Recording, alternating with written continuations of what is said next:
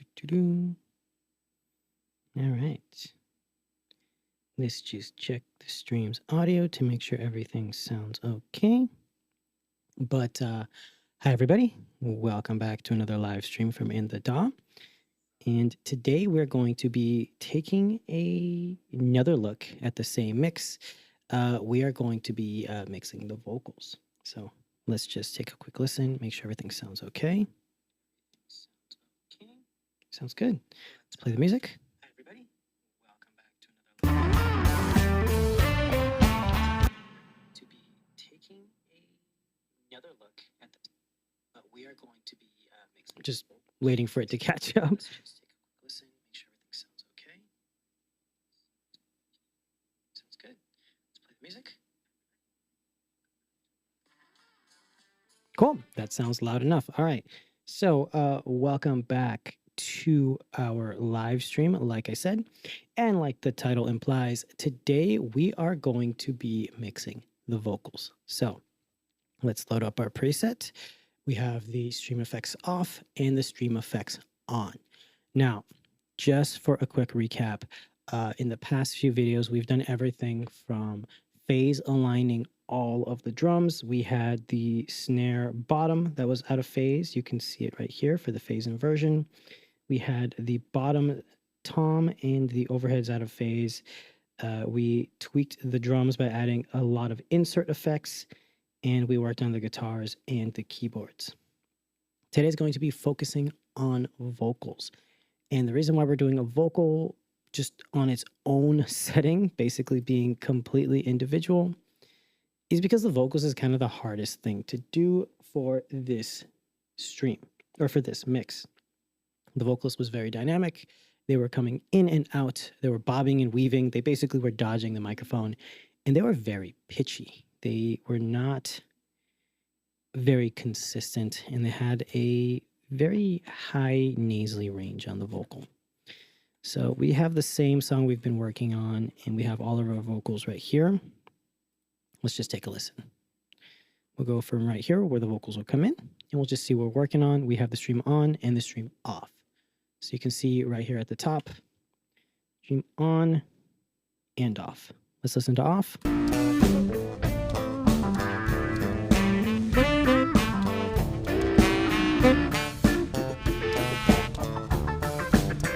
Let's turn it on.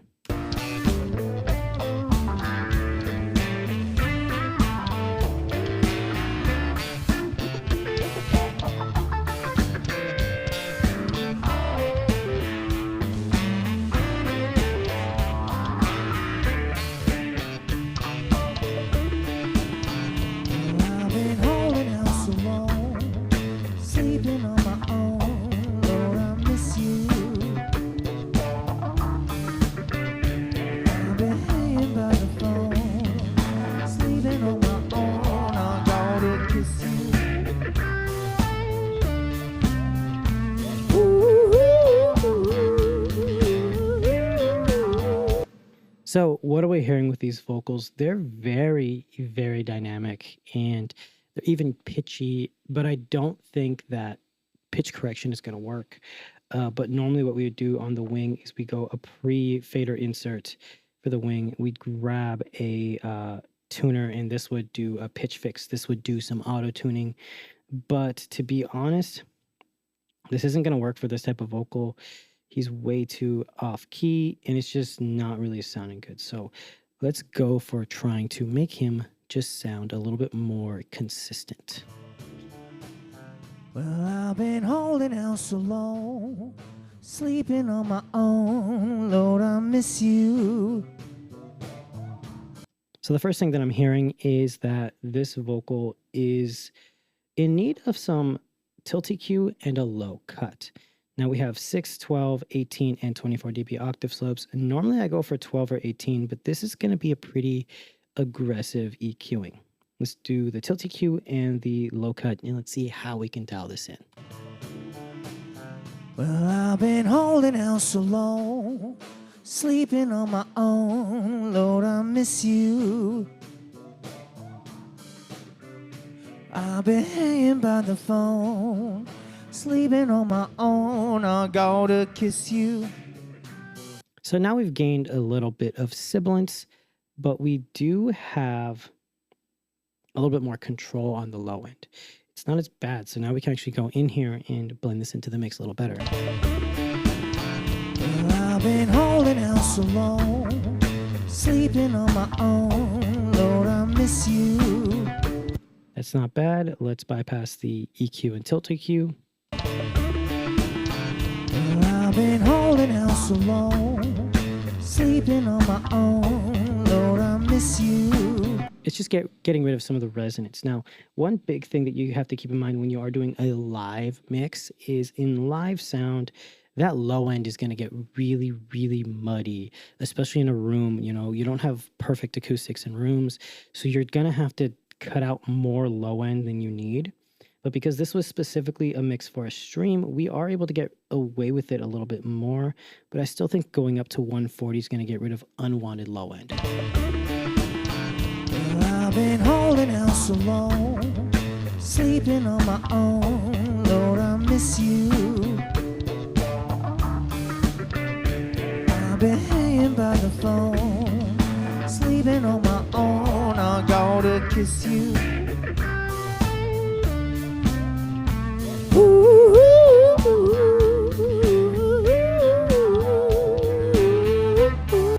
And then right here, we have that really dynamic vocal, right? But this isn't just dynamics, this is resonance. That vocal sounds very resonant. So we're going to grab a dynamic EQ, and we're going to have that saved for later in our pocket. And we're going to grab some type of compressor that's going to be grabby, but not too subtle, right? So let's start off with maybe the even 88 comp. And let's dial this one in. We're going to go for a slow or low ratio, maybe 1.5 to 1, and a fast release. Well, I've been holding out so long, sleeping on my own. Lord, I miss you. I've been hanging by the phone, sleeping on my own. I gotta kiss you.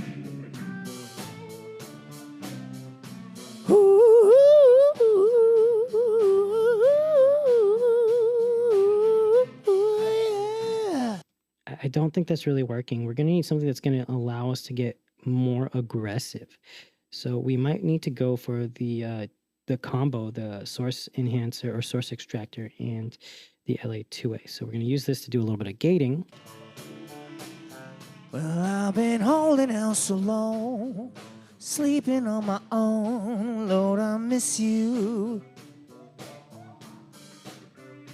I've been hanging by the phone, sleeping on my own. I gotta kiss you.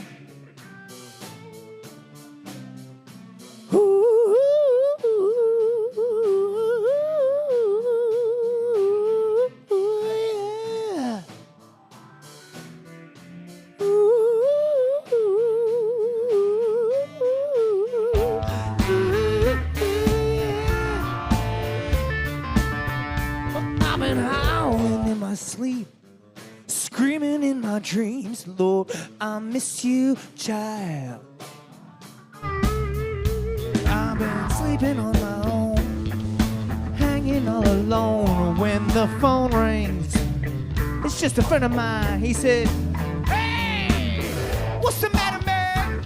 We gonna stop around 12 with some Puerto Rican girl? Then time to meet you." Okay, well, that part's always really funny, but it sounds like I'm doing a lot. But in a live situation, that might actually really, really work out a little bit better than letting it just go wild. Sometimes you really do need to allow for things to get tamed up here and there. So for right now, I think that's a good base point. We need to focus on some of those resonant frequencies though. So like right here. King girl, there. Time to meet you. Drink a case of wine.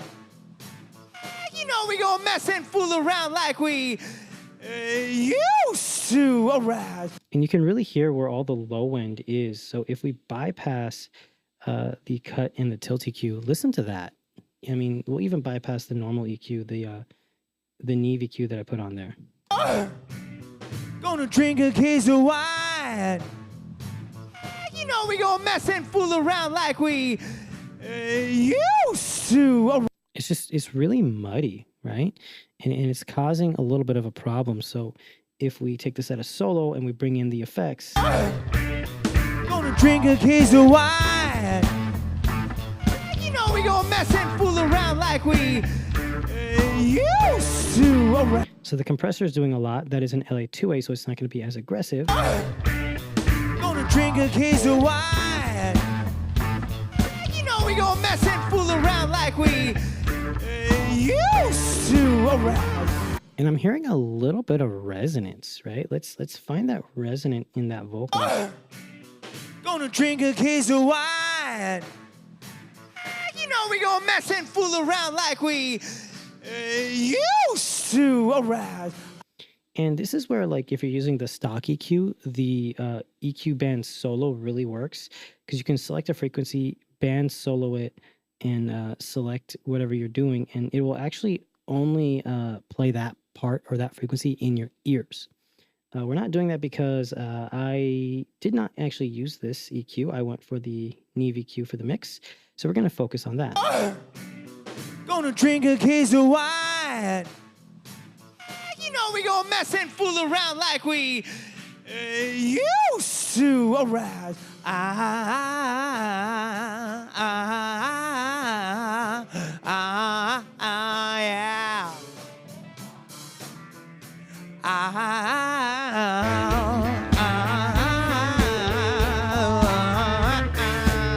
Take me to the bridge. Gotta do it.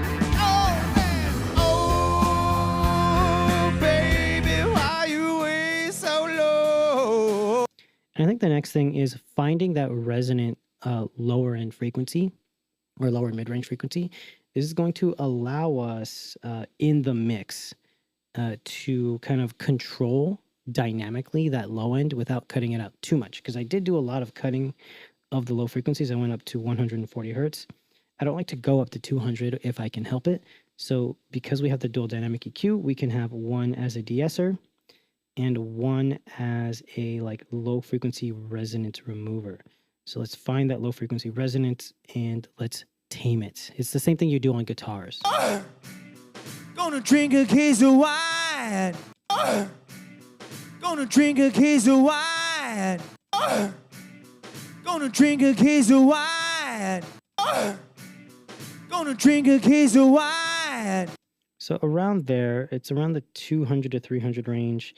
We make this really wide and we go ahead and we try to control it. We're not going to try to get rid of it. We're not going to make it super fast. Gonna drink a case of wine. You know we gonna mess and fool around like we used to.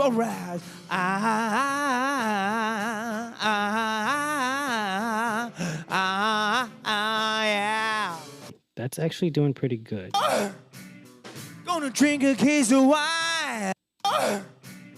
Gonna drink a case of wine. It's subtle, but it's definitely controlling it. The next step is let's go for a little bit more dynamic control. We can use an insert because it's just a vocal. We don't need to worry about it.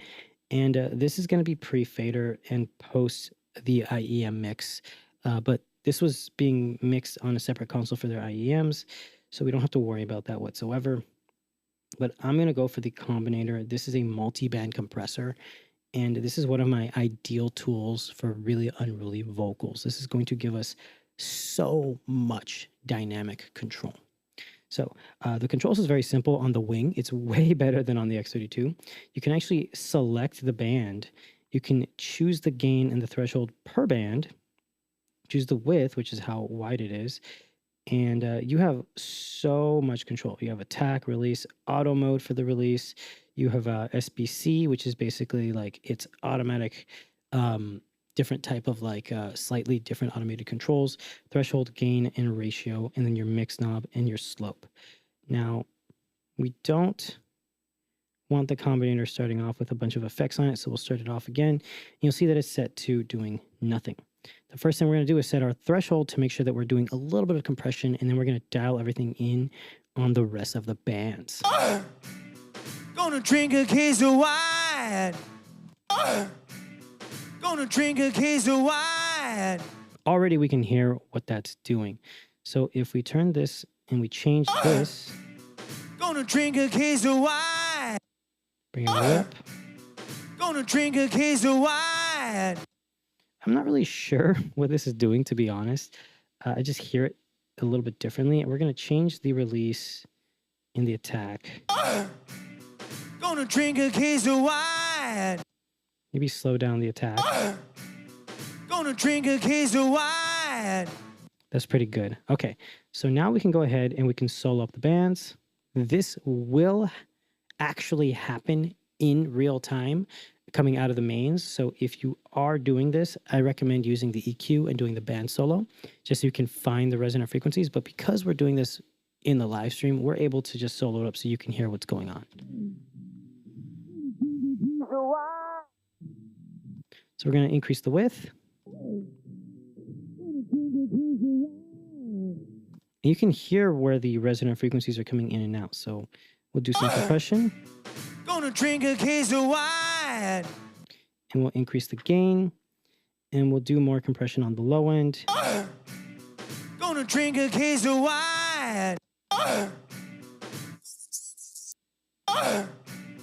Gonna drink a case of wine. You know we gonna mess and fool around like we used to. Alright.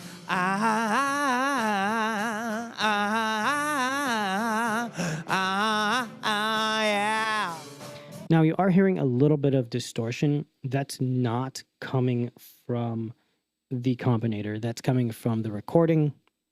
Like I said originally in the first video, I was not in charge of setting the gain structure for this recording or for the levels. That was the front of house engineer. I was doing the stream mix and the just everything else, and I was tapping off of his X32 via an AS50. So it was his stage box, his X32, and then my wing rack. And I had no control over his preamps, so I had to catch clipping when I could. So there are some points where we're getting some unwanted clipping. Now let's bypass everything we've done and just see what's going on. Gonna drink a case of wine. You know we gonna mess and fool around like we used to. Alright. And that's just unruly, right? That's way too out of control, and it does not sound good. Now with all this processing that might seem a little heavy-handed, gonna drink a case of wine. You know we gonna mess and fool around like we used to. Alright. let's try that in the mix. Gonna drink a case of wine. You know we gonna mess and fool around like we used to. Alright.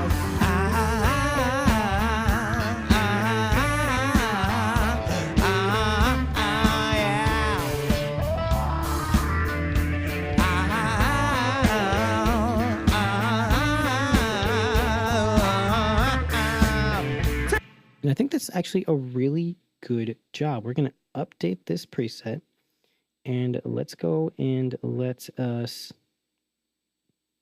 create a version for the effects bypass, just so that we can have that reference point. Right? We want to be able to be like, okay, that's cool, but how did it sound originally? And that's why I like to have these reference points set, because you can see where we started off and where we ended up.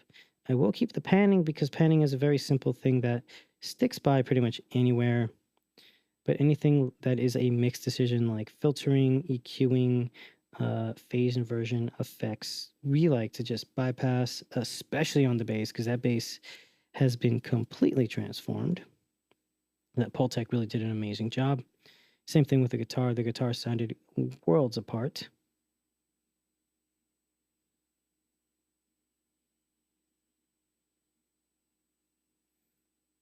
And let us also bypass the effect sends. We don't want to have the cool effects that we dialed in to kind of blur the image. Okay, so let's save this. And let's go from the mix on to the mix off.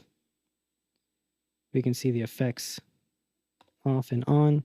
And let's listen to the mix. And let's go maybe back here. Hanging all alone when the phone rings. It's just a friend of mine. He said, "Hey, what's the matter, man? We gonna stop around 12 with some Puerto Rican girl?" Then, so way out of control, right? And everything sounds really thin. Turn it on. Hanging all alone when the phone rings. It's just a friend of mine. He said, "Hey, what's the matter, man? We gonna stop around 12 with some Puerto Rican girl?" Then, time to meet you. Gonna drink a case of wine. You know we gonna mess and fool around like we used to around.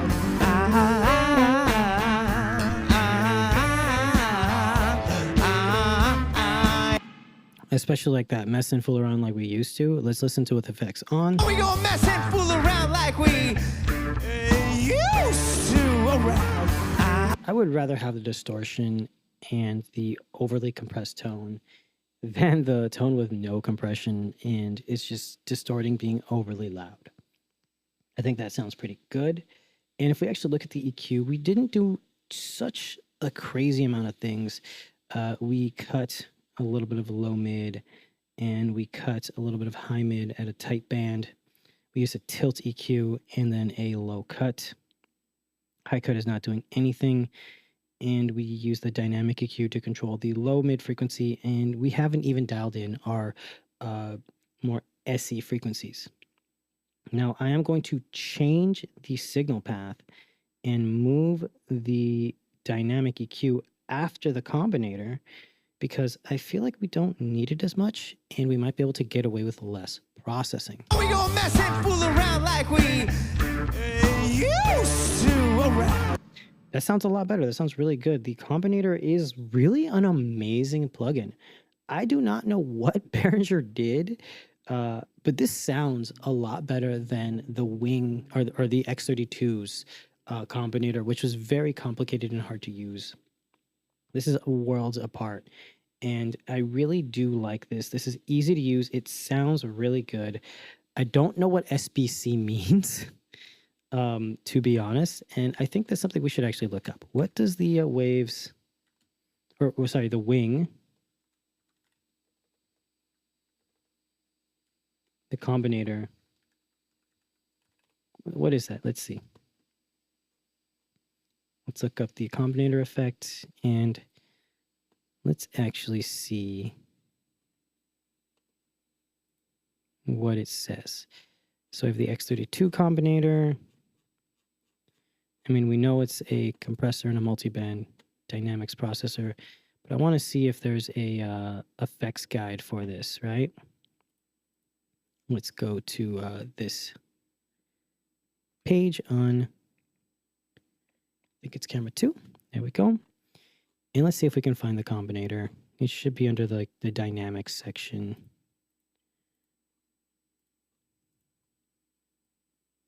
So many effects on the Wing. It's crazy how many effects we have on this Wing. Where you at? Where you at? Okay, so we have this is our effects like reverb section. This is going to be delays. This is going to be combinator. All right. So the combinator is a multi-band compressor known for its effect. It's a transparent result. It doesn't really say, right? Let's see.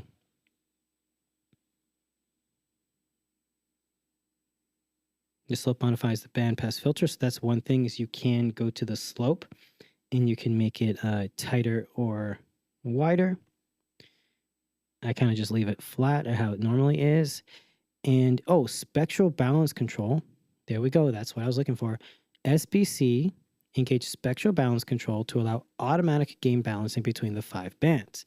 The knob determines how fast the gain balancing will act. So that's what that's doing. That is spectral balancing. So let's set this to 10 and let's see what that sounds like, because maybe that's doing something a little bit different. We gonna mess and fool around like we used to. We gonna mess and fool around like we. Yeah, I think it is a little slower. We gonna mess and fool around. Yeah, it's definitely slower. So let's set this to 5, and maybe we can bring up the threshold to have a little bit less compression. We gonna mess and fool around like we used to. Around.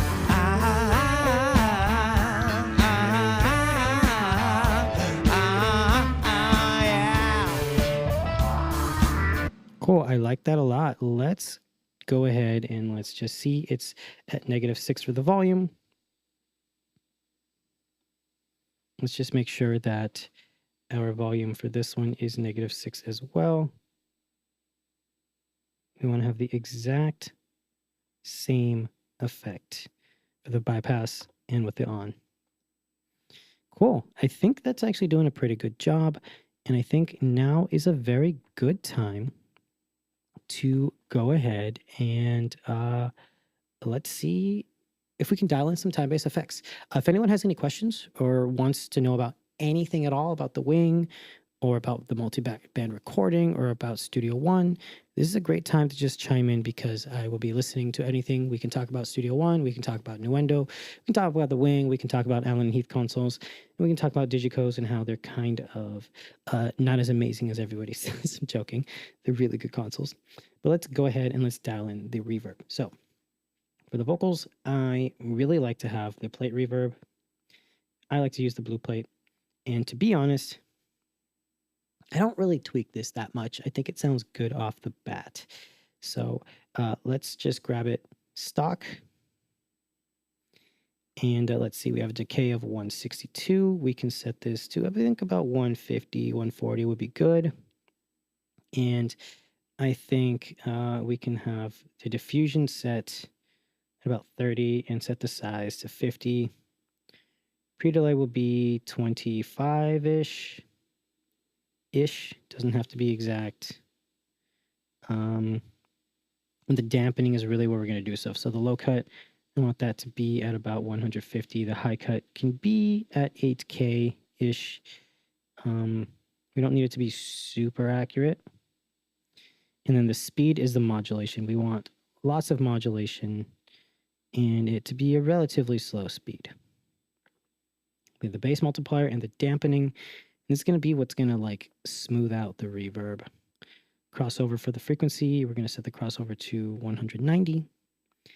And let us turn on the plate reverb onto the vocal.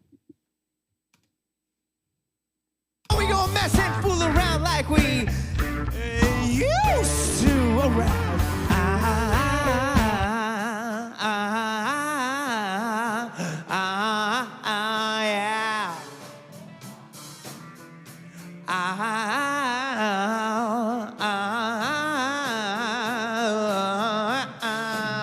Take me to the bridge, gotta do it. Oh man, oh baby, why you way so low? Oh baby, why you way so low? Now won't you come home, come home? I think that sounds good. We gonna mess and fool around like we used to. Around.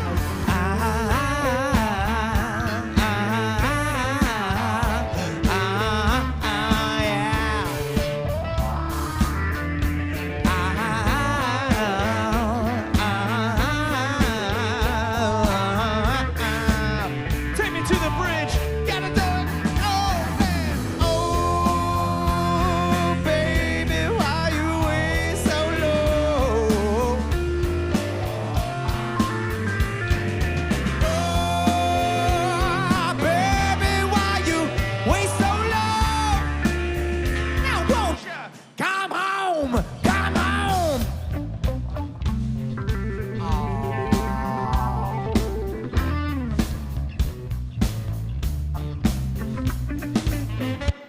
Now, one thing that's really important for this reverb is I have this post fader.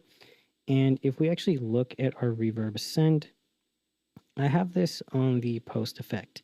Now, what I can do is actually change this processor to actually be, I have it on the pre fader. Let's change it to the post fader, because that way, if we ever want to, we can use this fader as a reverb throw or as a delay throw. And we can actually bring it down, bring it up, and we can have the reverb kind of tail in and out. And I really like doing that. I prefer doing that. And that way we also have EQ that's going to affect the processing going in. So we can come in here and dial this in a little bit, get rid of some resonant frequencies. We gonna mess and fool around like we used to around.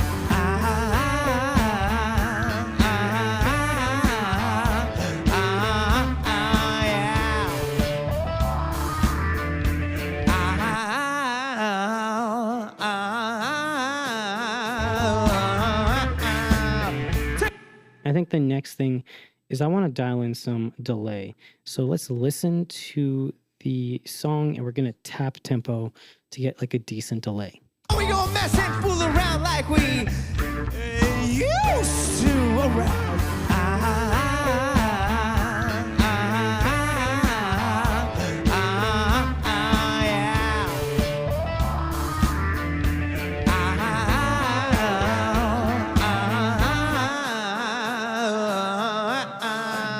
Take me to the bridge. Gotta do it.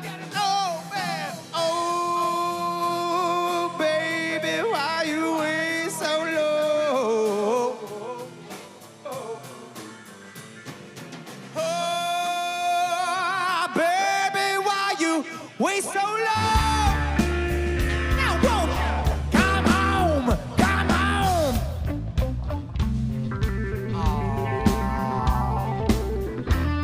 We gon' mess and fool around like we used to around.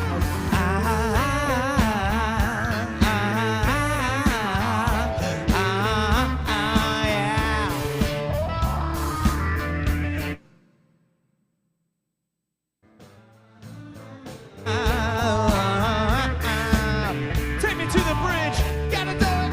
Oh man. Oh baby, why you way so low?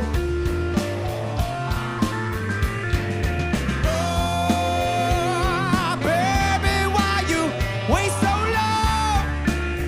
Now won't you come home, come home.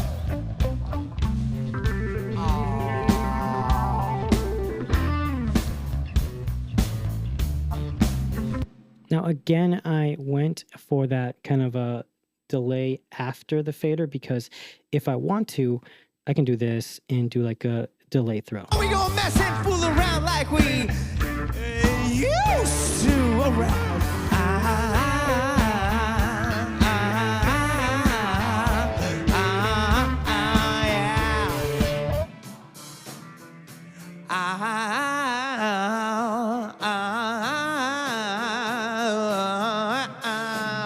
Take me to the bridge. Gotta do it. Oh man. Oh.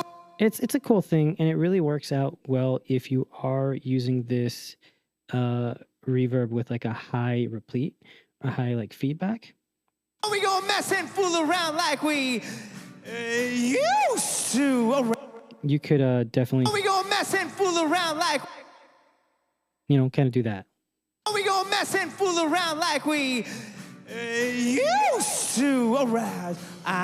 So that's a cool thing you can do. I don't think I need that here, so I won't be doing that.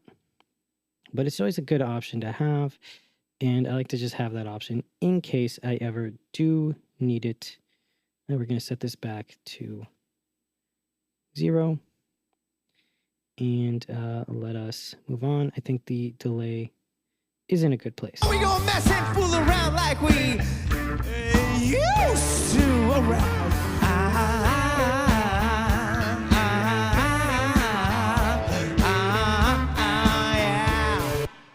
Cool. All right, so now let us take a look and see what we can do. We're going to save this scene, and let's go to maybe a different part. So this is a pretty simple song where everything just kind of repeats and repeats and repeats. But maybe over here we have something different. Oh yeah, we have the Pokemon theme song that comes in. So let's see how that shapes up for all this, for what we've done. We're going to bypass all the processing, listen to it, and then bring it in.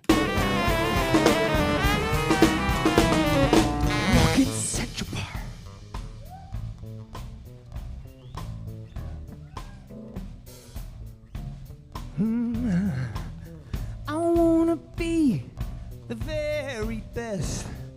No one ever was. To catch them all is my real test. Train them is my cause. Well, I will travel across the land, searching far and wide. So you see how dynamic that is. That is no processing on it. Let's bring all the effects on. Again, this is off, this is on.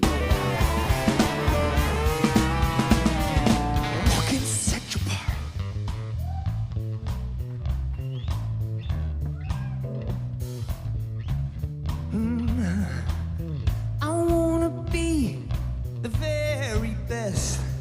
No one ever was. To catch them all is my real test. Train them is my cause. Well, I will travel across the land, searching far and wide. These Pokemon will understand the power that's inside. Pokemon, gotta catch them all, gotta catch them all. Oh, Pokemon, gotta catch them all, gotta catch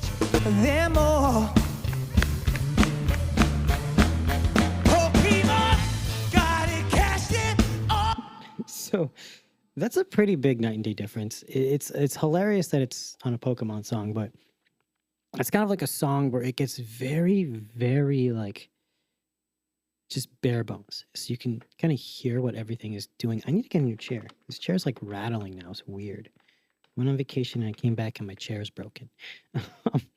But it's such a night and day difference. And, you know, honestly, these effects, if you just look at what I'm doing, it's nothing crazy.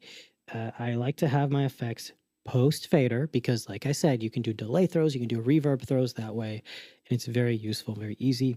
Normally when I have my wing on me, I have my iPad and I have the touchscreens right here in front of me. In this case, it's like aimed down, so I can't really control it very well. But it's very easy to do this. And of course, you can always set up a DCA for your mix template. And we can just add one here. We can do effects DCA. I know we have one. We can add the effects DCA. And we could always just make sure that we have all the effects. And if they're post fader, we could literally bring them down and bring them up.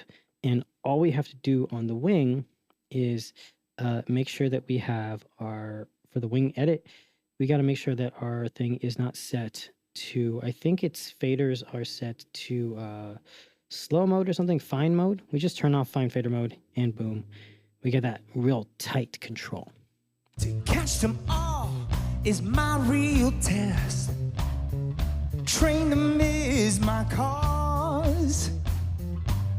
Well, I will travel across the land, searching far and wide. These Pokemon will understand the power that's inside. Pokemon, gotta catch them all. I mean, it's just a cool thing to have. I think I'm actually going to keep that DCA there. And we're going to keep fader mode as, non-fine fader mode because we don't need the fine faders. I always change my fader mode depending on what's needed. So when I'm setting levels, I have fine fader mode. When I'm doing DCAs, I don't need it because it's actually not that hard to just control this very finely. You see my little fingerprint, little fingertip, boom, boom, boom. But all you got to do is move this slowly, like you would a real fader. I honestly think that that's what makes the Wing Compact a lot better than the Wing Rack. You have the faders, but I don't really like the Wing full size because you don't have a lot of inputs. You just don't. So that's my opinion there. Now, I think we're really good on this. The vocal sounds a lot better. And if we bypass the vocal processing, let's sew up the vocal and let's just see where it was before with no processing whatsoever. To catch them all is my real test. Train them is my cause. Well, I will travel across the land. Right? And let's go for the effects on. And let me just change these presets. Cool. To catch them all is my real test. Train them is my cause. Well, I will travel across the land, searching far and wide. And since we are doing this, we can actually go ahead and maybe we can grab a compressor and we could do something that's going to give us a little bit of sidechain compressing. We might go for the red compressor because it's very, very simple. And as far as I know, I don't think you can key channels from buses on the Wing. It's an unfortunate thing. It's annoying. But what we can do is we can create a submix, or we could clone it to an aux because we have multiple auxes available, and we could do that to key it. You can, of course, key channel compressors to other channels, but you can't key them to buses. So there's just kind of like a weird thing where buses can't seem to key to channels, and channels can't key to buses, which is a little bit unfortunate. But there's many ways of getting over this. You could always create a user patch, and you can, again, always put it onto a aux and just have the aux channel not feeding it, like just cloning whatever effects you have and just not doing anything, right? The aux input could be a user input. We could do this, user signal, user 1, and then for our inputs for user input, we're going to do our vocal chain, and we're going to do tap point, and that'll just be straight going raw. And then we can key the compressors or whatever on the buses to that aux, so we can say, hey, you know what, that plate reverb or maybe that delay, it needs to be sidechained. So we're going to key it to that. To catch them all is my real test. Train them is my cause. Well, I will travel across the land, searching far and wide. These Pokemon will understand the power that's inside. Pokemon, gotta catch them all, gotta catch them all. Oh, okay, gotta catch them. Oh, looks like we have a comment. Let me read the comment real quick.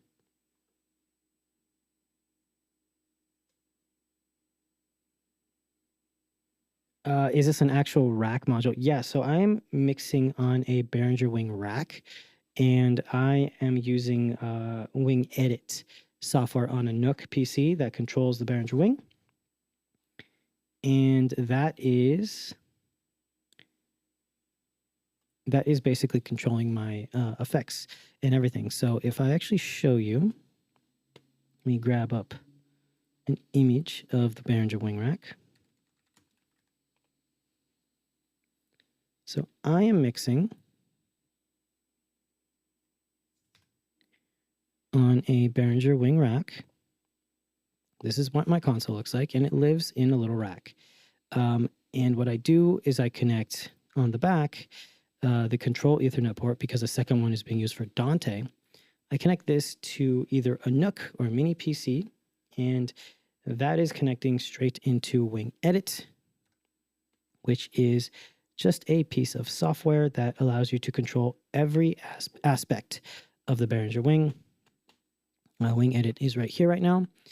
See, you connect it, you can synchronize, and then it always goes to the other window, and it has full control. Now, this is actually exactly what the interface of a Wing Compact looks like.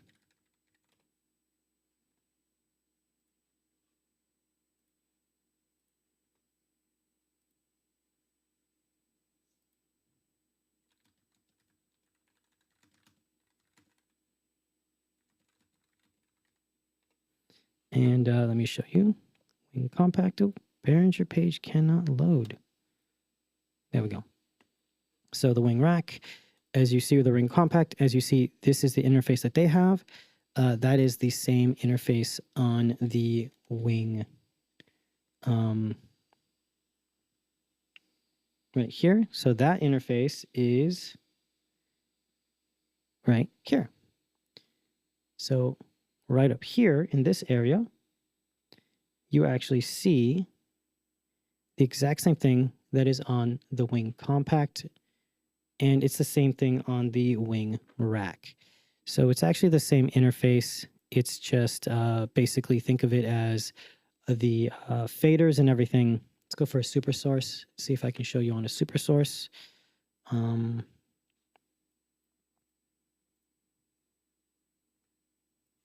Here, super source. So you can see that this is basically your faders, and your faders are down here. You have your sends on faders here, which are all right here. You have your banks right here, and then you have the 2 user banks. And then on the top is where you have your overview effects, routing, everything. That's all the same that's on the Wing Compact, all right here. It's really cool. Like, actually, it's very cool how well Wing Edit works and how much it really resembles the actual Behringer Wing Compact. It doesn't resemble the full size because the full size has a bunch more options. But yeah, the Wing Rack has a very similar layout. As you can see, everything is right here. This is all you see on the Wing Rack. So I just put a little nook on it. And yeah, it's pretty cool. I actually have I think I have a video up somewhere on the channel where you can actually see, it's on my shorts, I believe. It should be this one right here. You actually see that this is my Wing Rack. And then I have a touch screen right there. No zero-sum game. We only do. And that is actually controlling everything with the little nook behind it. It's exactly how I'm controlling the Wing Rack right now. And that is exactly what's going on for this session. Cool. Any other questions? Feel free to ask. I'm more than happy to answer them. And we can go over anything you guys want. But yeah, if your question is, am I processing anything on the Wing? Everything is being processed on the Wing in real time. And then I'm just shooting it to the stream. All right. So now that we have our vocals set up, we have background vocals somewhere. And I don't think this guy really used them. I think he just said he wanted them. That happens a lot. So let's just check out and see if we can find a place where the background vocalist is actually doing something.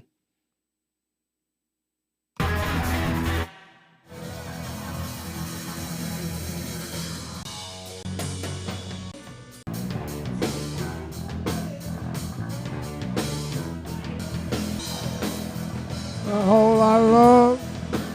Okay, well, he's there. Maybe right here.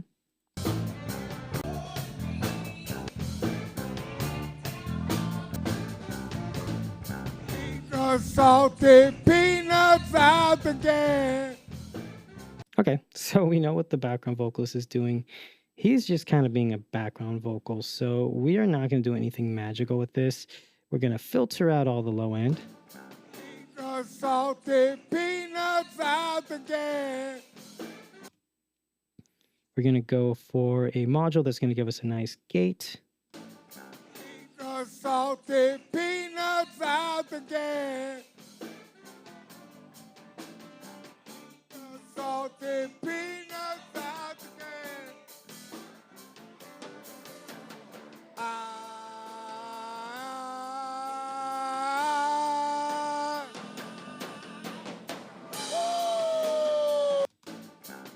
The salted peanuts out again.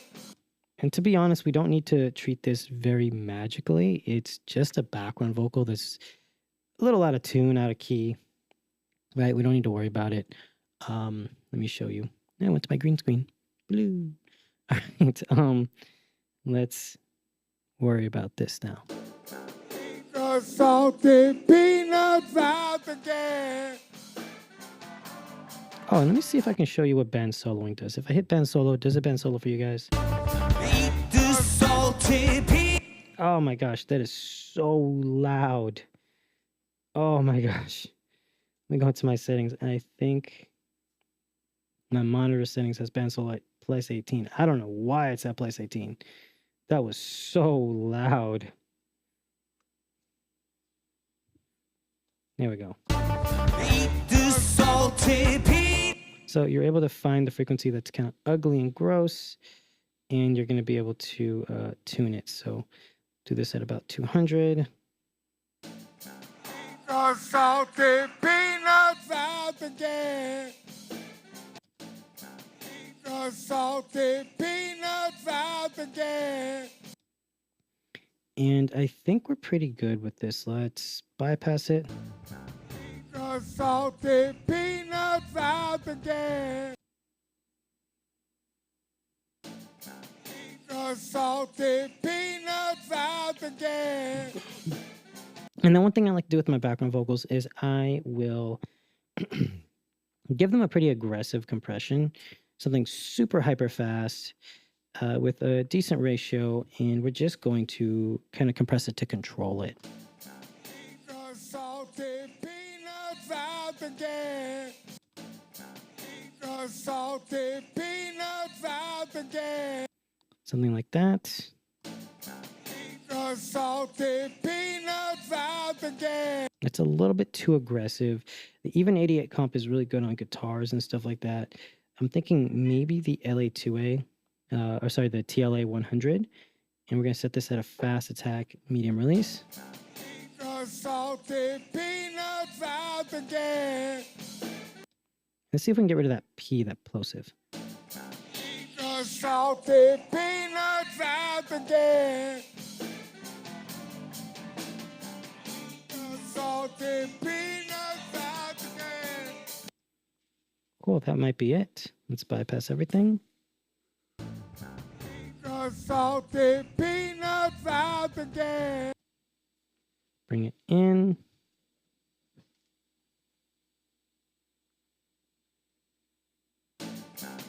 The salted peanuts out again.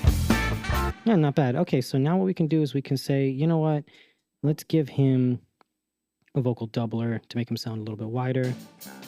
The salted peanuts out again. And that's not a vocal doubler. I forgot. We changed that into a concert reverb. So what we can do for this guy is let's just give him something to make him nice and wide and fat. We'll give him a vocal doubler as an insert. The salted peanuts out again. The salted peanuts out again. Something like that. And let's bring this into the mix. Eat the salted peanuts out again. Eat the salted peanuts out again.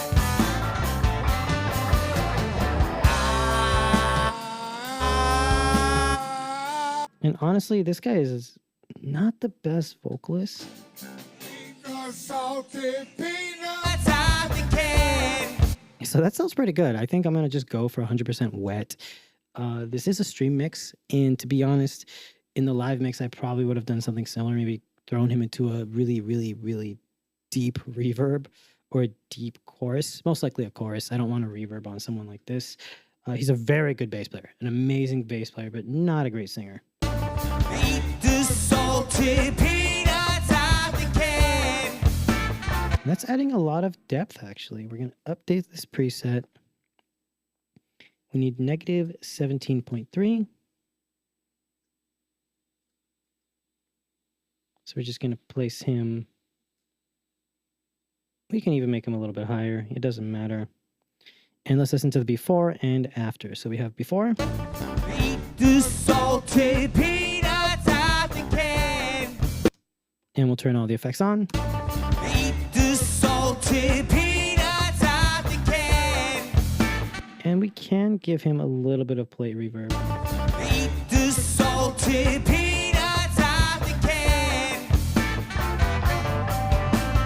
Eat the salty peanuts out the can.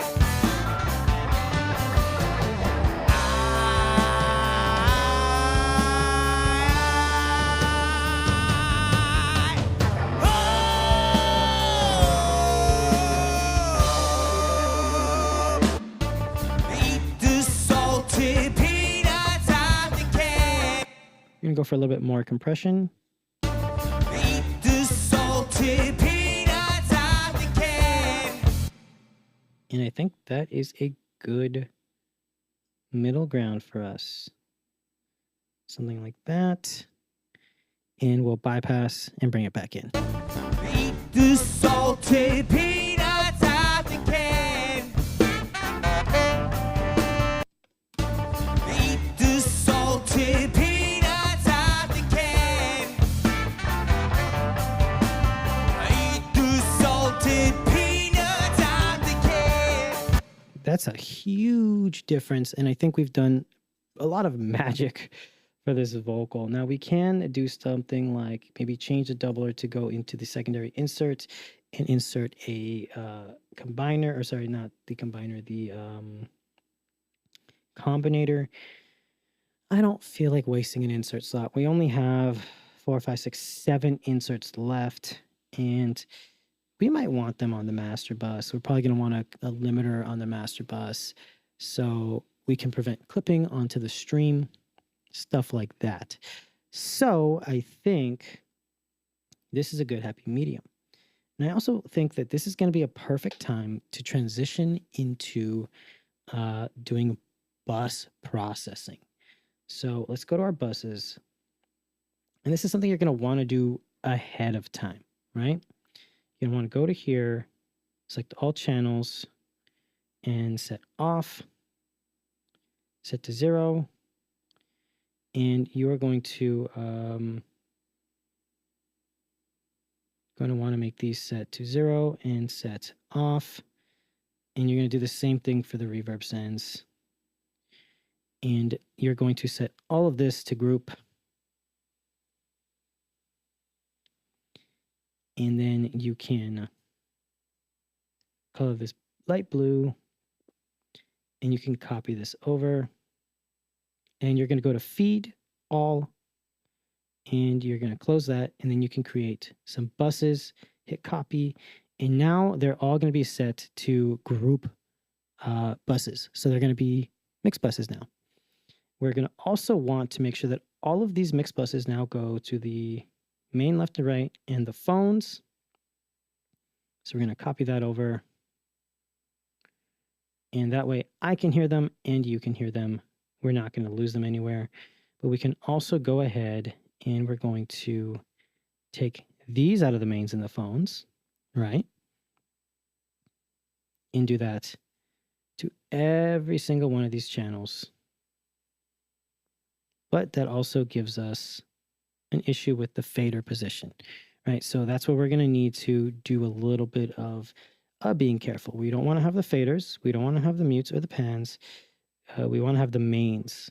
So we're going to take this off, copy it, just the mains. We hit copy.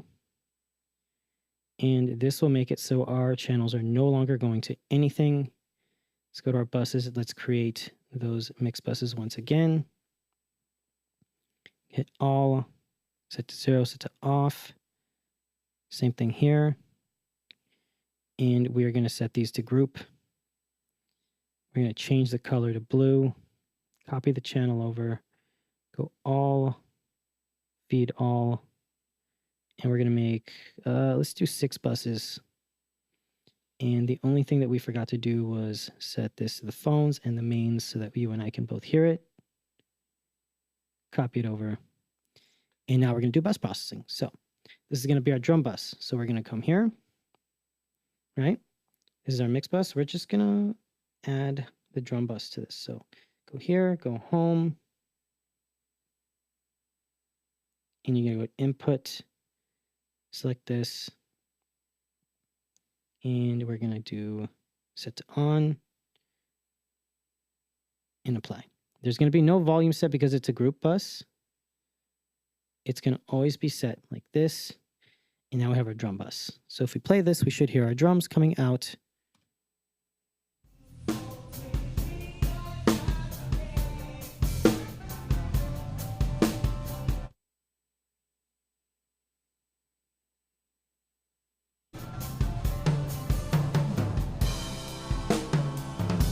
Cool, so we have our drum bus.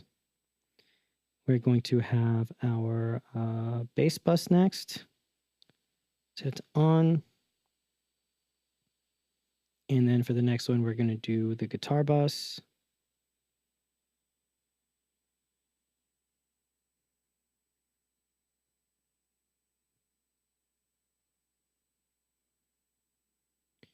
And then for the next one, we're going to do the horn bus. This one's going to be vocal bus. Cool. So these are going to be our buses. And now we can color code, we can level control, and we're going to be able to have our own custom mixes here and there. Let's go ahead and let's set all of these to Unity just to make it easy for everybody. And I'm going to do that for you guys on my other computer just because I want to use my mouse for it. Or wait, I can just do this. Grab my little USB keyboard for my Mac, my mini PC. And hit 0. Boom.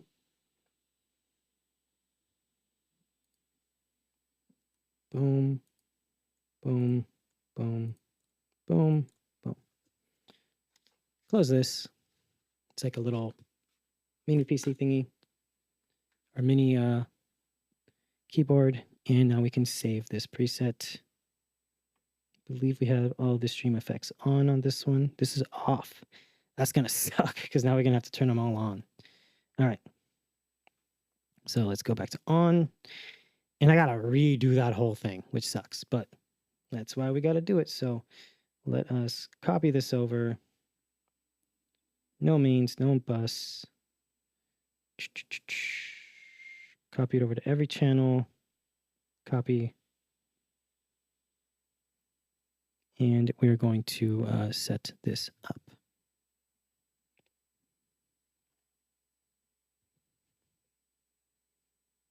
All right. This is also a good time since I'm going to be doing this. Does anybody have any other questions that they'd like to ask while I am setting this up again so that we're not wasting time or bugging anybody with useless stuff, which is just me bugging people with useless stuff. Yep, so if anybody has anything they'd like to ask or say, this is the perfect time. Copy this over. And again, we're going to go to feed. All this is going to change our settings. I think we had drums, bass, guitar, horns, vocal. Copy it. And you know what? We can set this channel to Unity. Oop.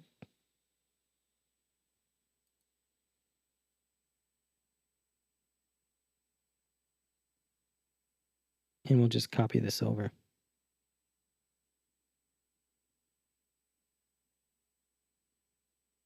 Oop. No, didn't mean to do that. That sucks. I did not mean to do that. Boom. We're going to close this. And oh, cool. It changed. It kept its settings. This is great. So we're just going to make this blue. Copy it over. Bloop. And we want to make sure this is going to our phones. And do the mix. And we're going to do this one again. So this is going to be our drums. And a really cool thing that happened with the Behringer Wing and the 3.1 update is you can see now that all of your channels, the color coding is here, but the naming is also here. So if we come here and we actually finally name this channel,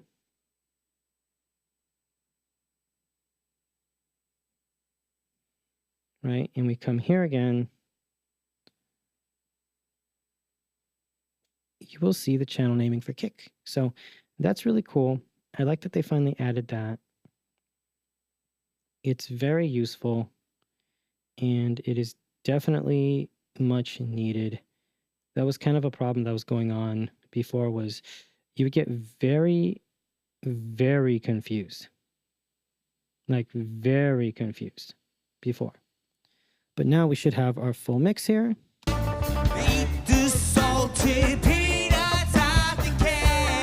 And remember that every single channel on the Behringer Wing is stereo, mid-side, and dual mono. And the same thing for every mix bus. So this is a stereo mix bus.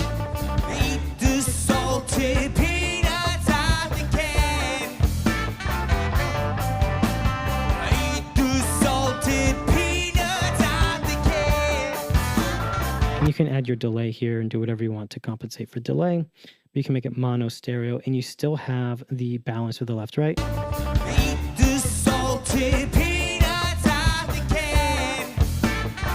And the trim control. So you still have a lot of control, but now that we're here, we're going to recolor code just because I like to have consistency. And I need to see what color that is, because on the Wing Edit software, that looks purple.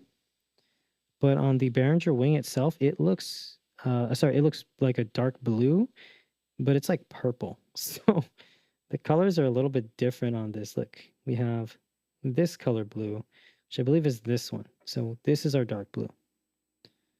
This is our dark blue. This is the guitar. So we're going to make this green. And then we have our saxophone, I believe. Make that kind of brownish color, or orange, I guess. I think it's brown. Yeah, it's brown. And then we'll do the pink vocals. And now we have our buses.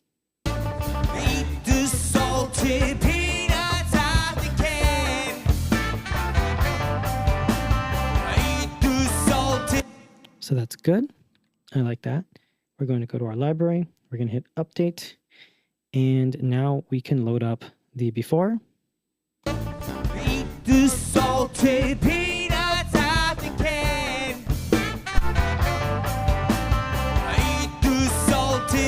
And this is where we can do some cool stuff. Let's go to the bass or the drums, and let's do some bus compression. So we have lots of options for drum bus compression. We could also do vocal compression, and we can do lots of cool stuff. So let's go to the drums, and let me actually change the naming scheme for this.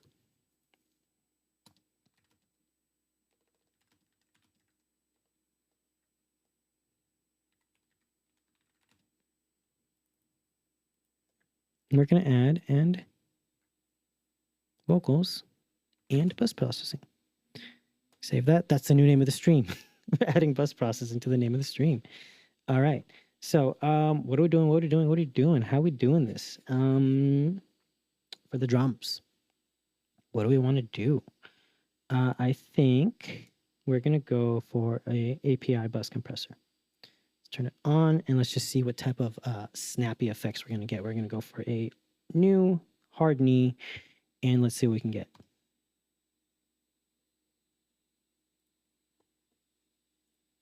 By the way, again, any questions, feel free to ask. Eat the salty peanuts out the can.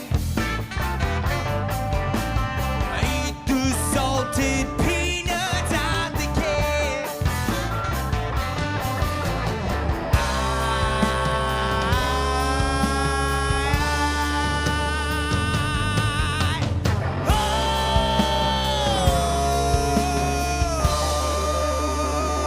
Now I'm over compressing because I want to see what this compressor is doing at its worst.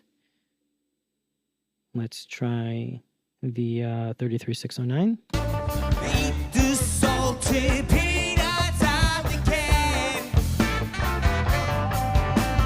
Eat the salted peanuts out the Man, I don't know what it is about Neve stuff, but I love Neve stuff. That just sounds good to me. I'm gonna keep that. That's the limiter, by the way. That's the final output limiter. Let's go for the compression. Eat the salty peanuts out the can. Eat the salted peanuts out the can.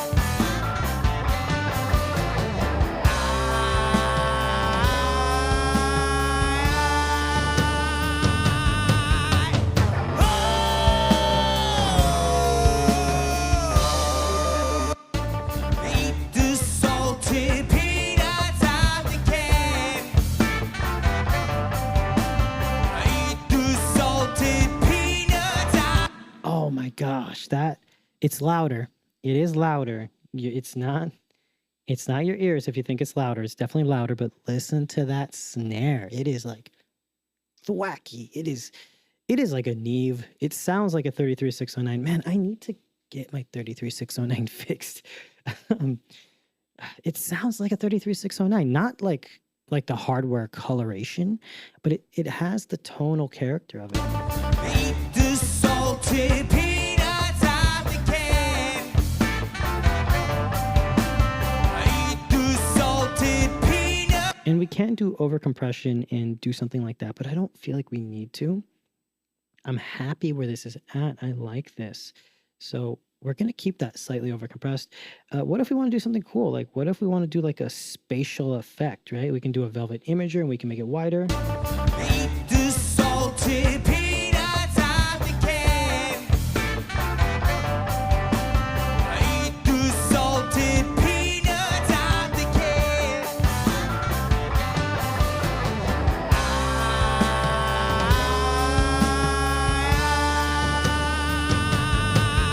For me, I'm not really feeling that. Maybe we can go for a harmonic exciter. Eat the salty peanuts out the can. Eat the salted peanuts out the can.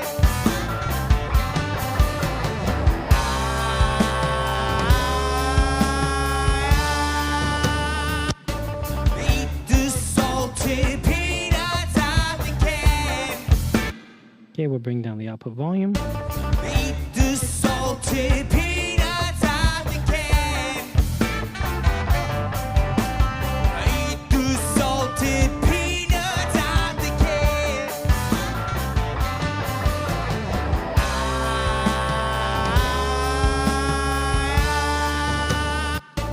Eat the salty peanuts out the can. That's pretty cool. I kind of dig that. Eat the salty peanuts out the can. Eat the salted peanuts out the can.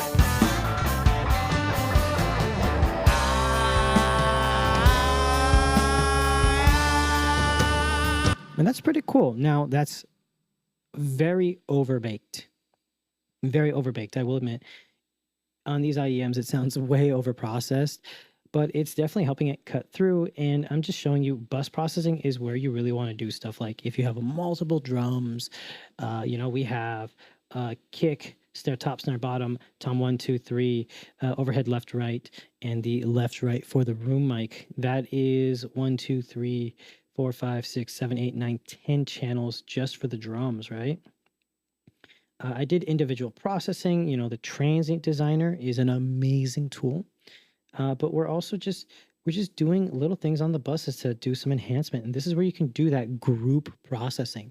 I don't use my effect sends on the groups. I do not like to do that at all. And because this is for a stream, I'm not using matrices for your subs and tops. This is going to be a stereo mix for you. Now, if you are doing that, that is where you would create a separate mix here for the drums, for the low end in a matrix or a bus here, and you'd basically feed all your low end there, and then you could process that accordingly and send that over to your matrix for your subs and stuff like that, the sub matrix. But for this is sounding really good. I dig it. It's a little bit thwacky. It's a little bit over compressed and over processed, but in that mix, it really just becomes unburied.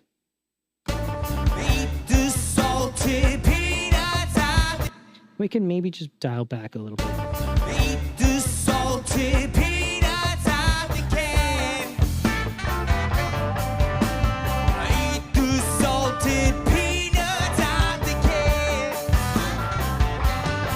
Let's bypass all the effects. Eat the salted peanuts out the can.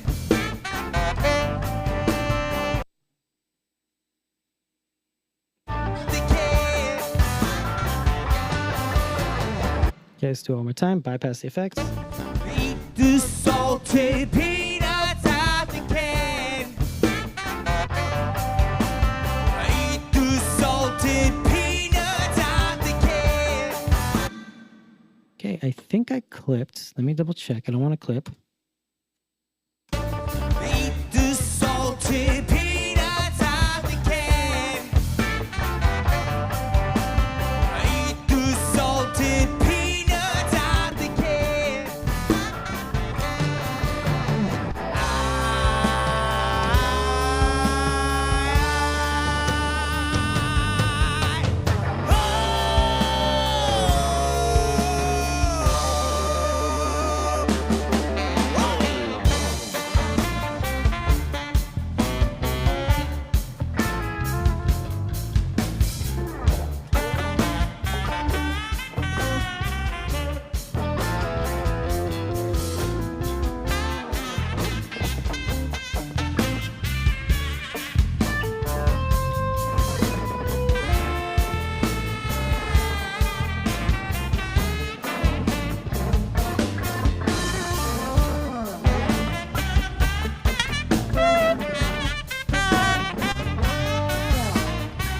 Now, keep in mind that when you do add an insert effect on the effects rack, you will be adding latency into your signal chain. I think this is like 26 samples or 12 samples. It's not a high amount of latency, but that is why when you are doing processing like this, you'll notice that I refrained on using any insert effects. I only use channel processing because that's all zero latency. It's all real time and it's all in phase.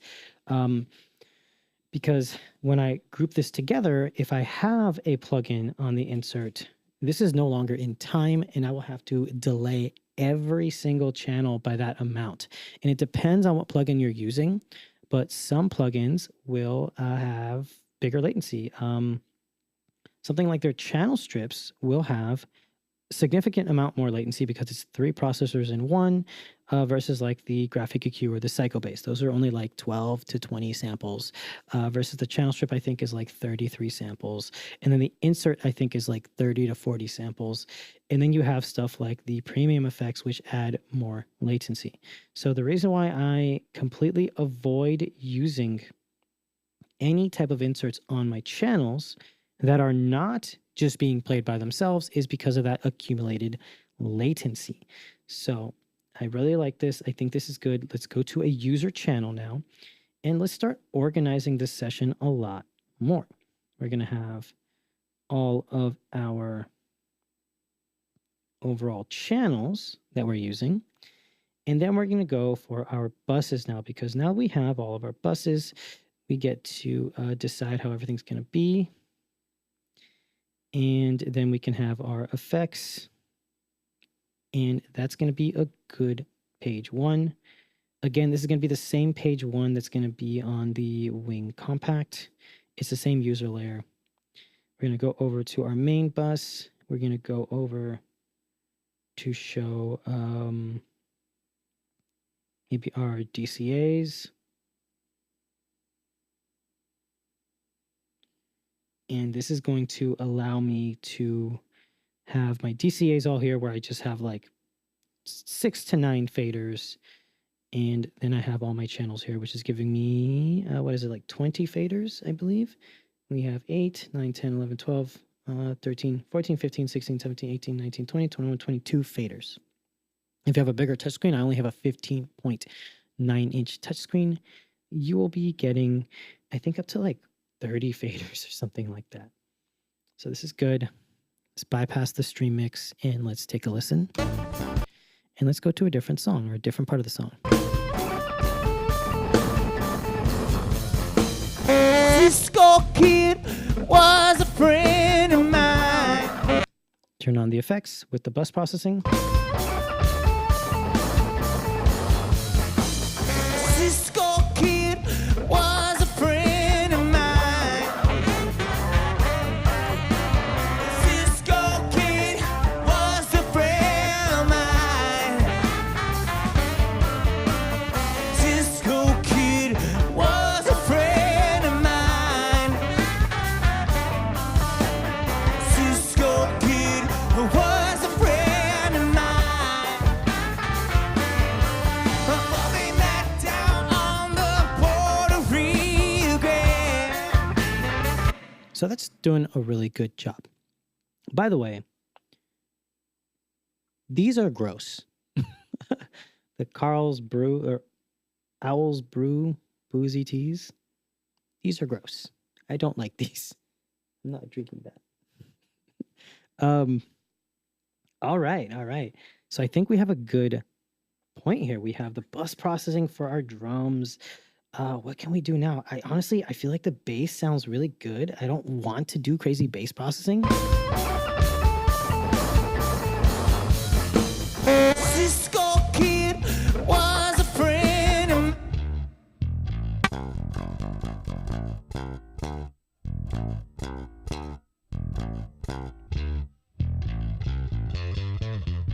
By the way, whenever you see all of the effects turn on, that means that I'm in my preset that has all the effects on.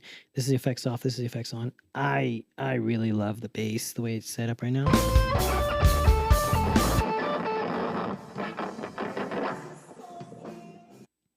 I think the guitar sounds good.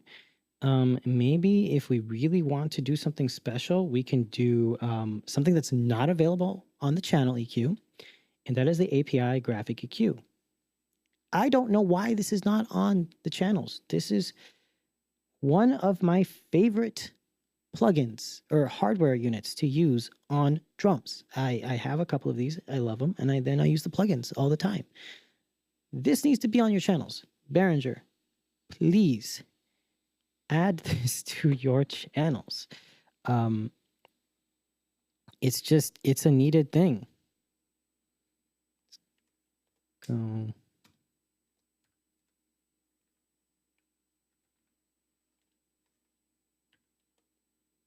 Give me 1 second.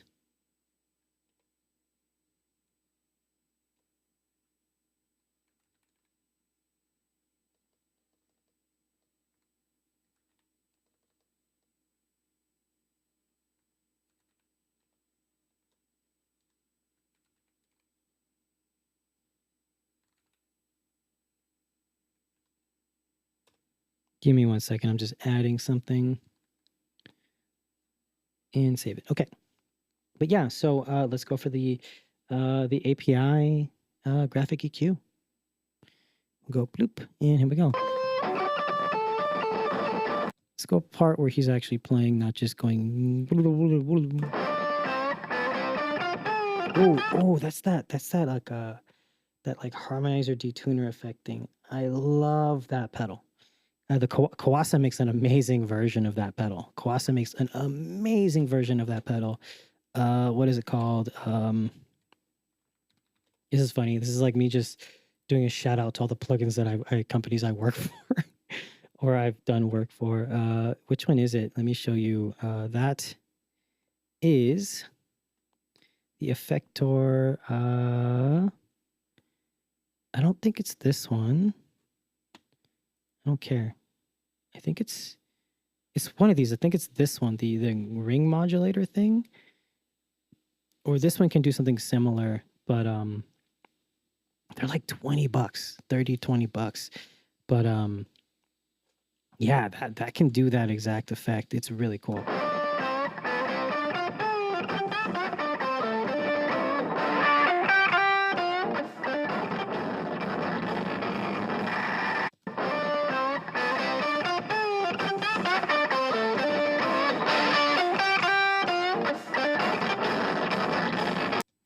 And then you can hear that amazing solo right there.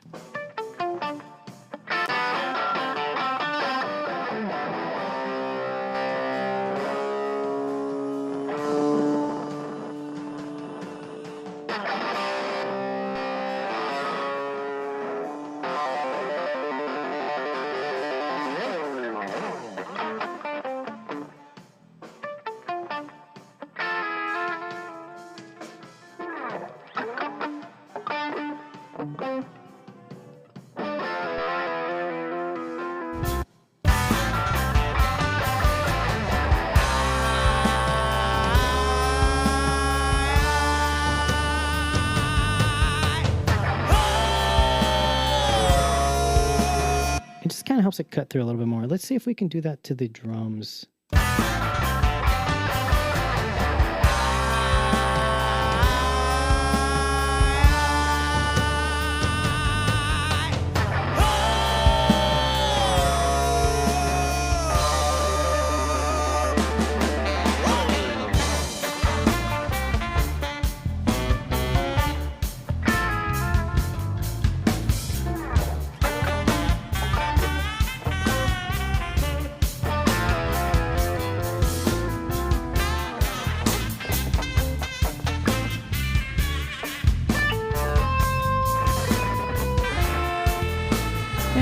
I don't really feel like we need it, to be honest. I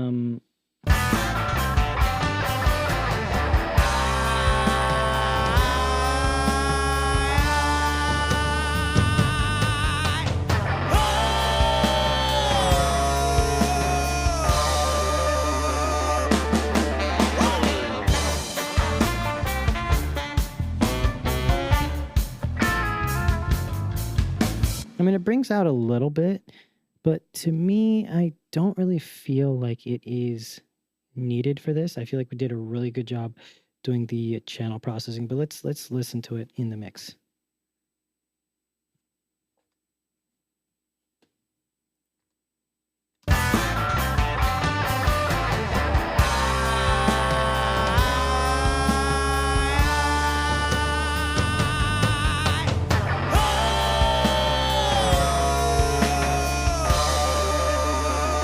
That snare thwack.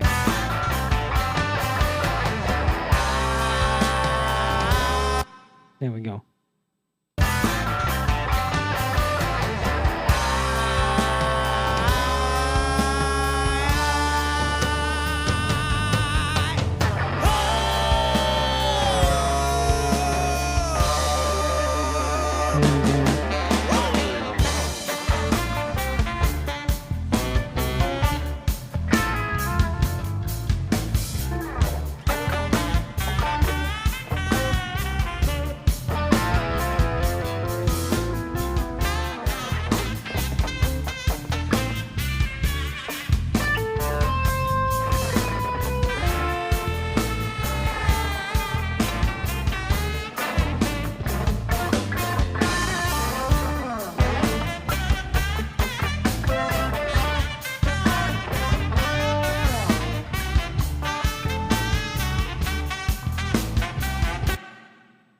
Honestly, I think that sounds pretty good. The guitar, I like that API compressor, but API EQ. But look at that. That graphic EQ is very wideband. I mean, look at that EQ curve. It's crazy.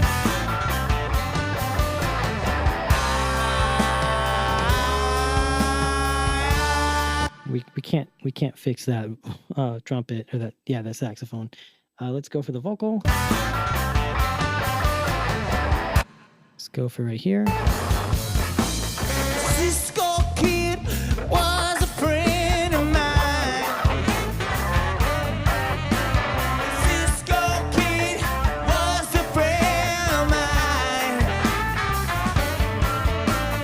Cisco Kid was a friend of mine. Cisco Kid was a friend of mine. Just do a little bit of de-essing to get rid of the excess sibilants. We don't need another insert unless we're planning on doing some type of like stereo widening. Cisco Kid was a friend of mine.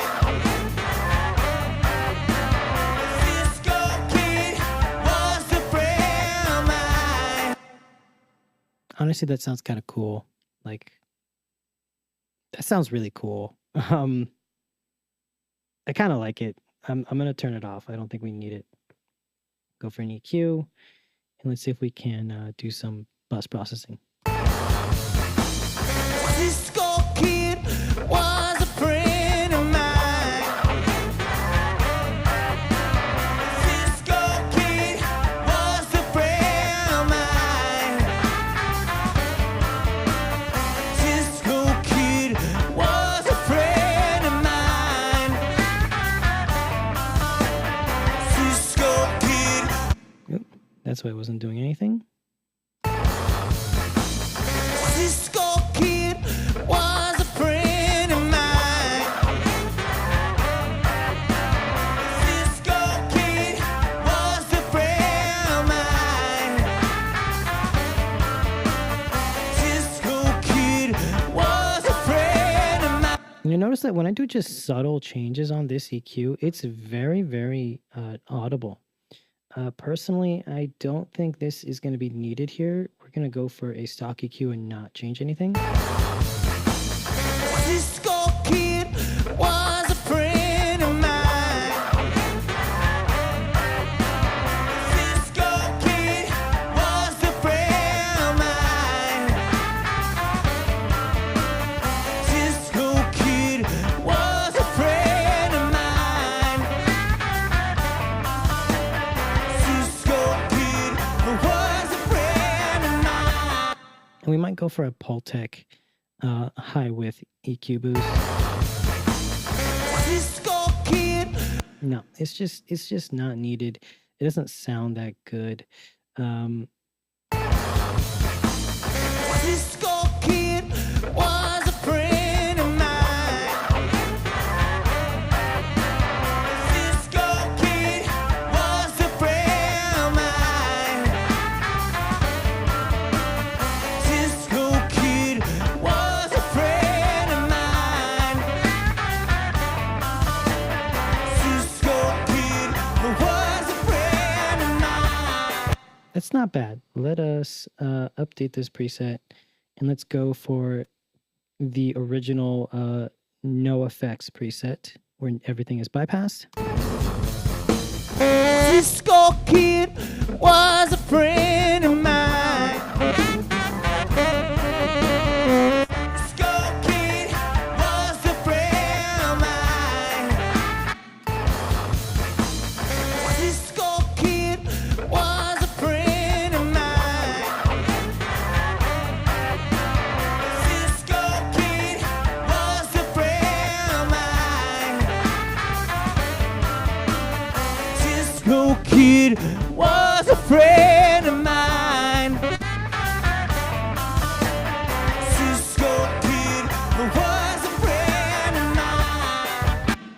That's a pretty big difference. I think what I want to do for the vocal bus is instead of doing that de-essing, let's go for a dynamic EQ. This is going to be a lot tighter and a lot more accurate. Cisco Kid was a friend of mine. Cisco Kid was something like that. Cisco Kid was a friend of mine.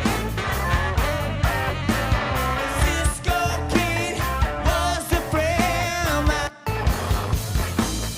Cisco Kid was a friend of mine. And I've been hearing this weird resonant frequency for a while now. I think this is where we're going to try to nip that in the bud.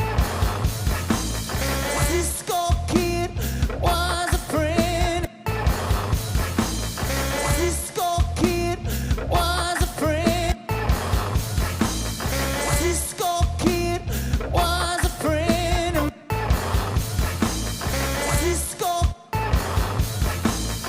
Cisco Kid. Yeah, I'm hearing some like weird frequency that I am not digging, and I just want to get rid of it more. But I want to be subtle with this. We're going to go for the EQ. We're going to go for a normal EQ. Cisco. It's like right around here. Cisco. Yeah, right there. So that's about 8K. We'll do a little dip there, and then we're going to go to the de-esser, and we're going to go to about 8K-ish. Cisco Kid was a friend of mine. Cisco Kid was a friend of mine. Cisco Kid was a friend of mine. Cisco Kid was a friend of mine. Cool. Let's update this, and let's listen one more time. Cisco Kid was a friend of mine. Cisco Kid.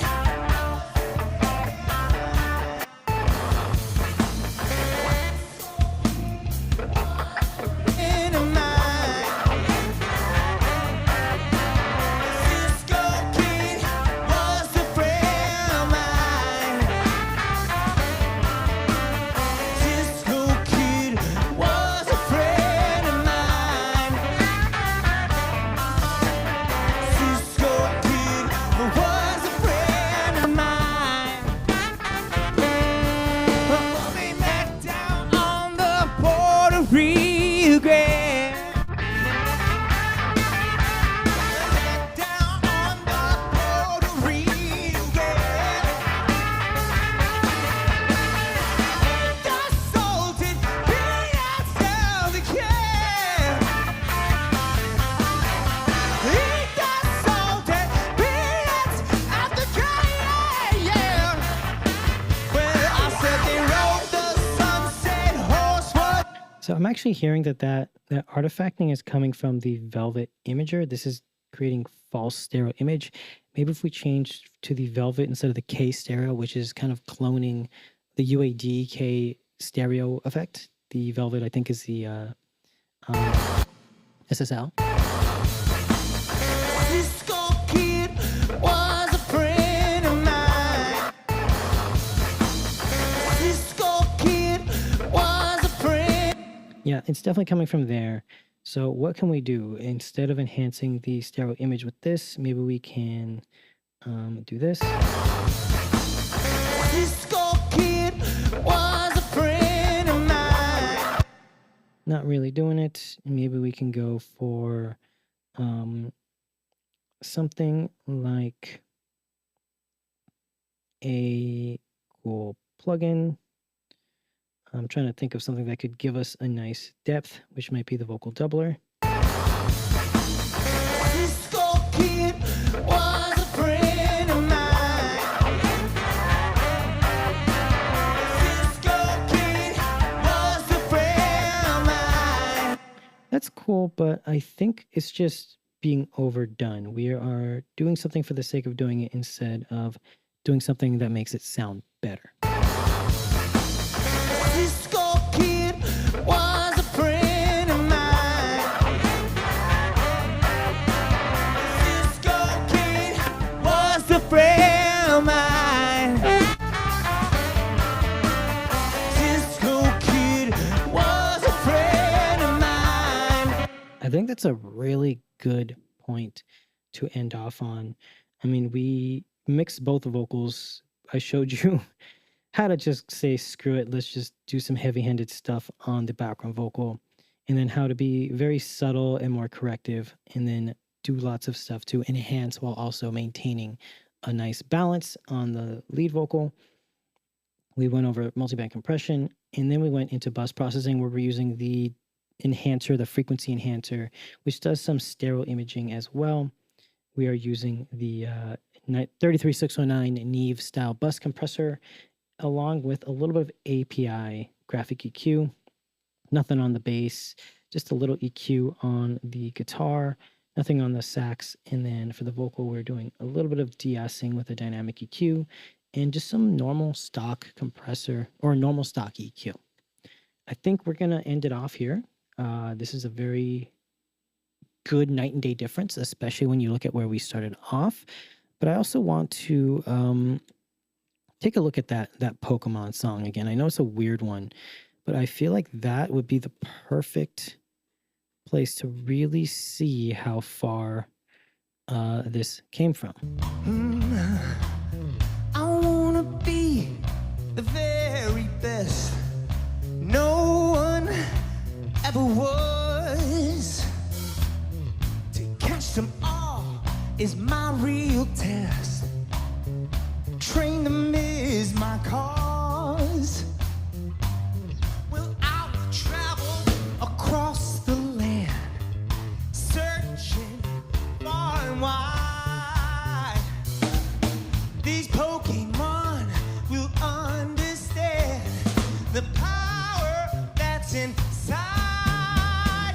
Pokemon, gotta catch them all, gotta catch them all. Oh, Pokemon, gotta catch them all, gotta catch them all. Pokemon, gotta catch them all. Let's go to the mix without any of the effects. I wanna be the very best. No one ever was. To catch them all is my real test. And then effects on. I wanna be the very best.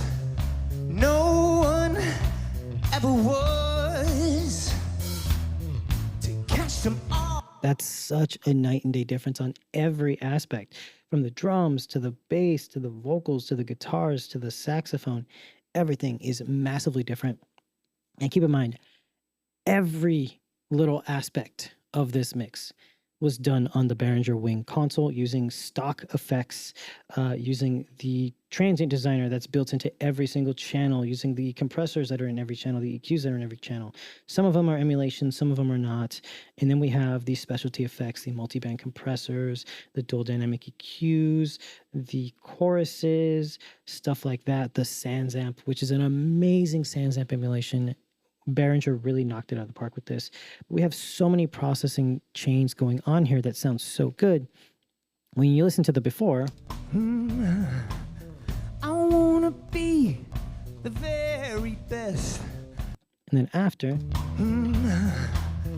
I wanna be the very. I mean, the panning hasn't changed. Nothing like that has changed. The stereo imaging is so much more detailed and has so much more depth.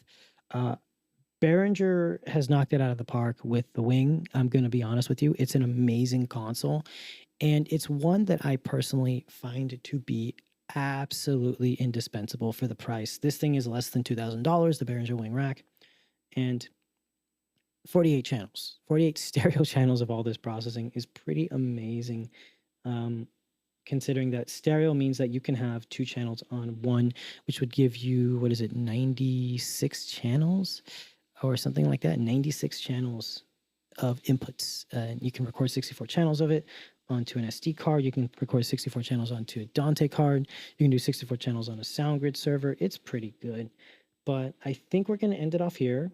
If anybody has any questions or has any comments, feel free to ask. I'm going to sip this horrendous drink for a couple sips, and I'm just going to do some housekeeping, save stuff, and start wrapping things up. So I'll just wait a couple seconds, maybe like 2 minutes, and then I'm going to end the stream. But thank you guys. Thank you everybody for watching. I see that we've had some congruent watchers and stuff like that. Thanks everybody. I appreciate it. And please, if you do like this stuff, feel free to share it on social media and stuff like that. Feel free to like it, and just leave comments. And that's what you guys have been doing lately. You guys have been like commenting, being like, I like this, do this, this is cool.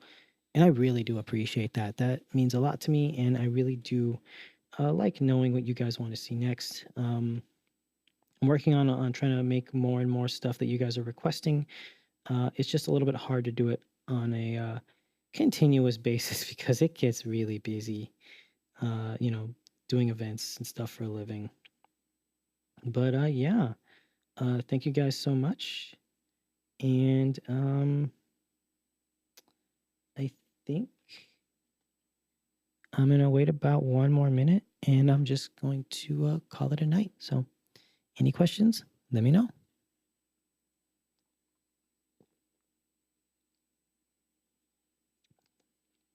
This is not very good. I do not like this. Let me just see. So right now I'm using all of these effect slots. Let's actually go ahead and let's create a whole new preset where we can have all of this stuff properly done. So it's a proper AB.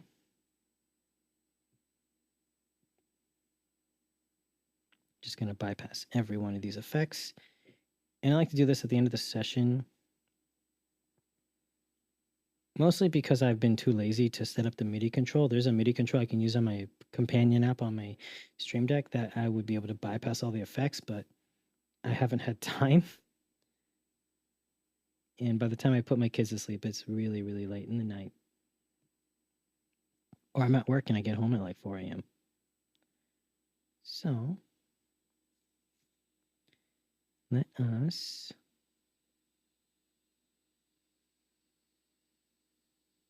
bypass all the processing, bypass our bus processing,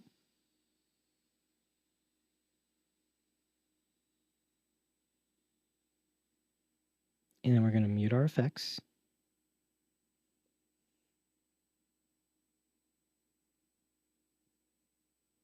Update the mix off snapshot. Cool. So we shouldn't have any more pops or cracks or anything or delays. Let's take a quick listen.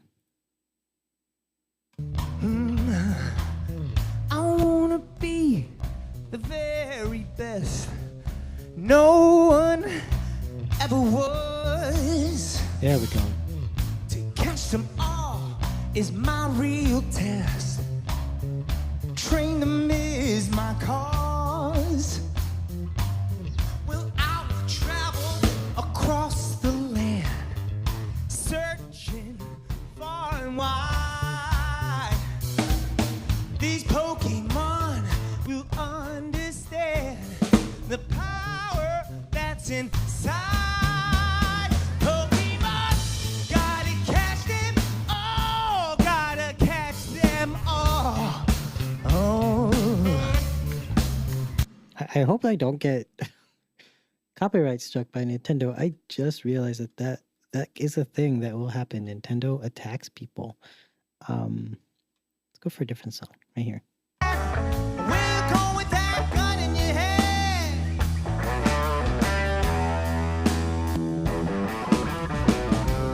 Going down to shoot my lady, you know. I caught her messing around with another man. That ain't too cool.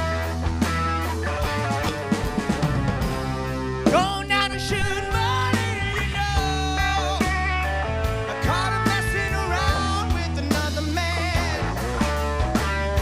Cool. I like that. I think that is good. And I think that's going to be a good point to stop this stream. Turn around so you guys can see me properly. Thank you guys so much for watching the stream. Thank you.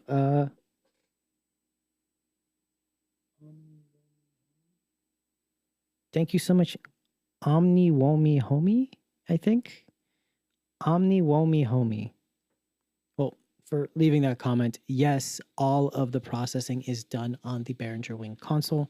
I am, just to show you my workflow, I am playing back a multi-track recording that was recorded on the Wing, and then I exported the stems. There was 64 channels. I think 63 were originally recorded. We just recorded all 64. And I deleted everything that wasn't necessary for the show, like the DJ, music, house music, roundabout, talkback mics, stuff like that. We deleted all that. And then I'm playing it back from using just direct outs via USB on my Studio One 7. And you can see I just have it routed here. That's my voiceover. Bloop, bloop, bloop. We have our outputs. And it's just all feeding into the outputs of the Wing. And then I'm going into the inputs. If you go to routing, you have your input tab and you see that everything is on the USB inputs. You can also do that here on your input section. So when I play it, you'll see it all coming in. And the way that I have my Wing set up is the way that everyone else does. Like naturally stock when you have your Wing just installed with no drivers. The first 8 channels are dedicated to USB inputs and outputs without needing to be routed, without any drivers needing to be installed. You have native audio drivers of either 1 through 8 or 4 banks of 4 stereo banks. It's really cool. What I actually do oftentimes when I connect my NUC to the Wing is I will have Spotify on one, I will have music playback or video playback for LED wall stuff on the other. So it'll be USB 1 and 2 will be LED wall stuff, USB 3 and 4 will be Spotify. And then if there's tracks or anything needed, I will have 5, 6, 7, and 8. And then any multi-channel playback will be like this, up to 48 channels. It's really awesome. But yeah, thank you guys so much. Appreciate it. Thank you, everybody. And I will see you guys next time. And I believe we are going to be doing the final bus processing on the master bus. And I think that's going to finish off this series. What do you guys want to see next? What are we going to start next? Because I like doing the live streams. It's fun. I don't have to be as organized as when I record videos. And when I mess up, like I forget to turn on the camera, the camera converter that takes the audio from the microphone into the camera. Like I did in my last video that I uploaded doing noise reduction plugins of all things. I had to use the noise reduction plugin because I was just recording straight from the camera.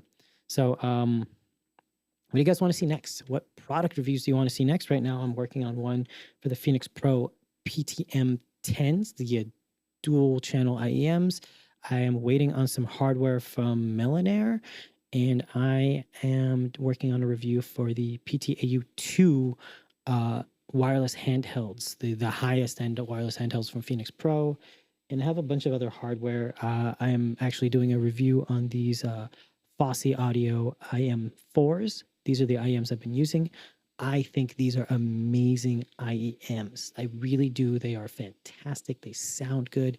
You can tune them by swapping out the aluminum capsule with a brass one.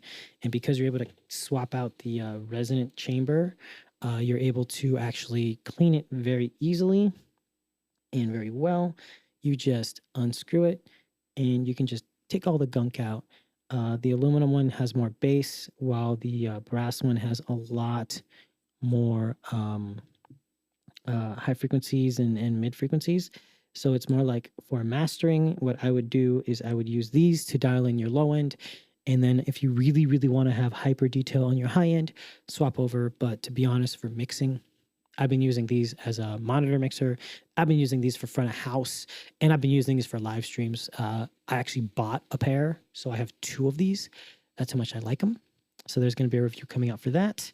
And I think I have some plugin reviews coming out, and I have one for a bunch of audio RT plugins. But yeah, what videos do you want to see next? What like produced videos do you want to see next? And what live videos do you guys want to see next? I'll see you guys later. Thank you guys so much for watching. And yeah, that's it. Bye. Bye-bye. Let's end the stream. We gotta go to here.